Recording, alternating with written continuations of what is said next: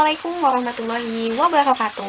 Perkenalkan, nama saya Dinia Wulandari dengan NPM 2306232740 dari kelas 23B jurusan Administrasi Perpajakan Program Pendidikan Vokasi Universitas Indonesia. Video ini saya buat untuk memenuhi tugas ujian akhir semester praktikum PPH 2126. Nah, jadi pada kesempatan kali ini saya akan membahas mengenai Cortex, khususnya pada bagian PIC atau pihak terkait, kode sertifikasi digital dan e-bookport. Baik, selanjutnya kita langsung login ke websitenya Cortex, masukin ID pengguna, kata sandi, dan kodenya. Kita login. Nah, sebelum kita membuat e-bookport, kita harus mengisi dulu nih terkait pihak terkait atau PIC dan kode sertifikasi digital. Nah, kita bisa mengklik pada pihak terkaitnya. Nah, jadi pihak terkait ini nantinya akan muncul di sini, yang dimana pihak terkait ini merupakan pihak yang memiliki otoritas penuh untuk mendaftarkan, mengubah, atau menghapus hak akses pihak-pihak terkait dalam Cortex. Artinya di sini dia itu menjadi super user gitu. Nah, ini harus dipastikan jangan sampai jatuh ke tangan yang salah gitu ya. Jadi PIC ini sangat penting dalam sebuah Cortex gitu. Kalau misalkan seseorang memiliki hak akses PIC ke sebuah perusahaan gitu ya, maka dia bisa mengubah semuanya gitu. Dia bisa mendaftarkan, mengubah, menghapus semuanya. Bisa di Cortex. Makanya pastikan PIC ini cuma 1 atau 2 orang yang memang memiliki otoritas penuh. Ya, memang dia adalah pengurus utamanya di perusahaan tersebut. Nah, jadi nantinya kita bisa lihat di bagian sini. Ada tindakan, NIK, jenis WP, kategori WP, nama orang, kewarganegaraan, nomor paspor, negara asal, nomor NPWP asal, jenis orang terkait, subjenis orang terkait, jenis WP terkait, keterangan, kewarganegaraan, pemegang saham, klasifikasi saham, presentase pemegang saham, kriteria pemilik saham, merupakan orang terkait, merupakan WP terkait, apakah penanggung jawab. Nah, jadi kalau dia merupakan PIC, maka akan ada checklist di sini nantinya sebagai penanggung jawab. Seperti itu untuk PIC. Setelah kita sudah tahu pihak terkaitnya atau PIC-nya, kita bisa masuk ke sertifikasi digital. Caranya kita klik portal saya, lalu permohonan kode otorisasi atau sertifikat digital. Kita klik. Nah, jadi permohonan kode otorisasi atau sertifikat digital ini penting karena untuk menandatangani sebuah dokumen. Jadi kita memerlukan sertifikat digital. Nah, sertifikat digital ini bisa menggunakan sertifikat digitalnya DJP atau sertifikat digitalnya pihak lain ya. Pihak lain itu misalkan di sini ada dari BRIN, ada dari Peruri, ada dari Privi dan sebagainya. Jadi tidak cuma dari DJP aja, tapi bisa juga dari pihak lain.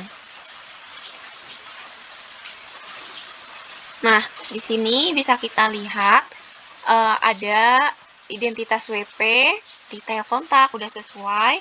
Nah, di sini ada rincian sertifikat. Jadi kita bisa pilih. Nah, yang tadi sudah saya bilang, jadi di sini tuh nggak cuma dari kode otorisasi DJP, tapi ada dari pihak lain. Jika Anda sudah memiliki sertifikat dari pihak lain, bisa memakai sertifikat ini. Tapi jika belum punya, maka memakai kode otorisasi DJP. Nah, nanti di sini ada ID penandatanganan. Nah, ID penandatanganan ini bisa nanti akan dikasih tahu apakah persyaratannya itu apakah harus ada berapa huruf atau ada karakter khusus yang digunakan. Nah, setelah itu kita disuruh ambil foto atau unggah dari komputer. Nah, setelah itu di sini kita bisa menceklis ada pernyataan, kemudian di sini kita bisa kirim. Nanti akan ada balasan dari DJP bahwa sertifikat digitalnya sudah bisa kita gunakan untuk melakukan sync in dokumen ya. Sync in dokumen atau mungkin hal-hal yang terkait dengan kewajiban perpajakan. Nah, setelah kita sudah melakukan permintaan sertifikat digital dan mengetahui pihak terkait atau PIC, maka selanjutnya kita bisa ke Ibupot. Yang pertama itu saya akan menjelaskan mengenai BP21, yaitu bukti pemotongan selain pegawai tetap. Bisa kita klik. Nah, di sini ada masa pajak, nomor pemotongan, status. Nah, kita coba untuk membuat Ibupotnya. Nah, di sini ada masa atau bagian atau tahun tentang pajak, bisa kita pilih misalnya 2024 Juli. Nah, di sini ada status of tax exemption, itu statusnya apa? Misalnya di sini kita pilih K0, no sertifikat, dan nama objek pajaknya misalnya dia adalah pegawai tidak tetap yang dibayarkan secara bulanan. Di sini bisa langsung ke deteksi, yaitu pasal 21, kode objeknya 21, 135, dan statusnya itu tidak final. Sifatnya tidak final. Nah, untuk penghasilan brutonya, misalnya kita isi dengan 10 juta.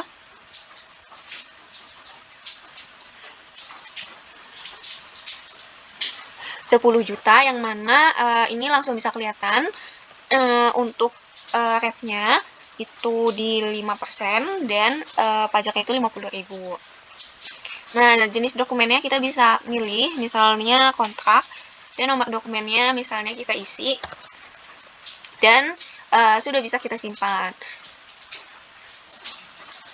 Nah, di sini sudah ada yang sudah kita buat tadi. Ini bisa kita checklist dan terbitkan. Nah, ini belum terbit, ini sudah tidak ada karena dia telah masuk di telah terbit. Nah, di sini sudah masuk di telah terbit. Kita bisa lihat di sini di download.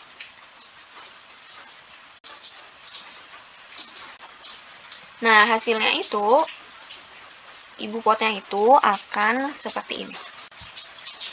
Nah, ini adalah Ibupot dari 21.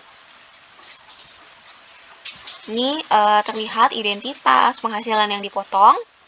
Tadi penghasilan bruto 10 juta, DPP-nya kelihatan.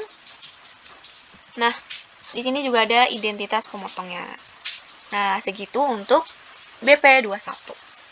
Selanjutnya, kita akan lanjut ke BP26, yaitu bukti pemotongan wajib pajak luar negeri. Bisa kita klik, dan ternyata di sini untuk BP26 ini belum tersedia untuk simulasi. Jadi mungkin nanti pas Januari 2025 baru bisa digunakan. Nah, selanjutnya ada BP A1, yaitu bukti pemotongan A1 masa pajak terakhir, bisa kita lihat. Nah, di sini sama seperti yang tadi. Coba kita akan buat. Kita di sini bisa melihat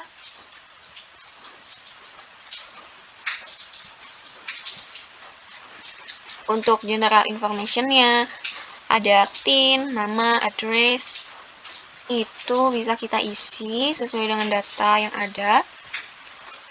Statusnya TK0, posisinya sebagai CEO misalnya. Ini kita bisa mengisi pada gross income, itu gajinya, salary-nya, di sini misalnya 200 juta, dan income tax benefit-nya langsung terlihat sebesar segini. Nah, di sini langsung terlihat total gross income-nya sebesar salary ditambah sama income tax benefit. Ini ada deduction-nya, ada income tax calculation. Di sini ada net income, total net income, tax exemption. Nah, di sini artikel 21, income tax on taxable income in year-nya bisa kita isi sesuai data. Nah, selanjutnya kalau semua sudah terisi sesuai data, maka bisa kita submit.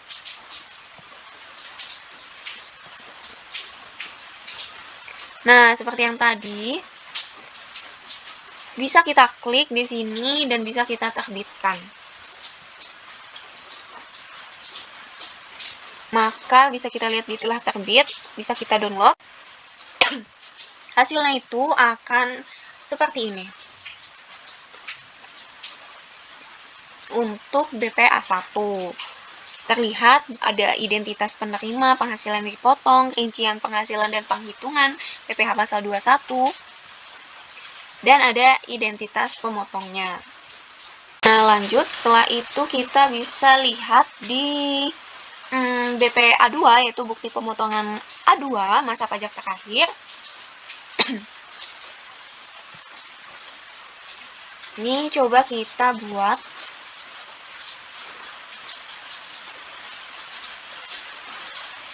Ini ada penghasilan pegawainya, terlihat ada pengurang penghasilannya, deductionnya, dan kita bisa melihat data lainnya.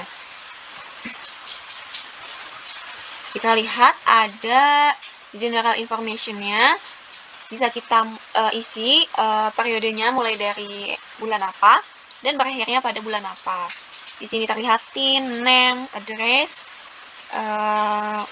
statusnya, terus gross income-nya bisa kita isi sesuai gajinya, terus ada penghasilan istri, penghasilan anak, income improvement benefit, struktural benefit, dan sebagainya bisa kita isi sesuai data yang ada nantinya. Nah, deduction juga ada, yaitu pengurangnya yang menjadi pengurang penghasilan. Nah, income tax calculation-nya langsung terhitung sebesar segini. Setelah semua terisi, kita bisa submit. Kita checklist, bisa kita terbitkan. Nah, bisa kita lihat nih di downloadnya. Dia itu akan seperti ini. Nah, di sini bisa terlihat hasil dari bukti potong A2. Di sini ada identitas penerima atau penghasilan dipotong, ada rincian penghasilan dan perhitungan PPh pasal 21-nya, ada penghasilan brutonya, ada pengurang penghasilan bruto, ada perhitungan PPh pasal 21-nya, dan ada identitas pemotongnya. Nah, setelah itu kita lanjut, yang terakhir itu ada bukti pemotongan bulanan pegawai tetap.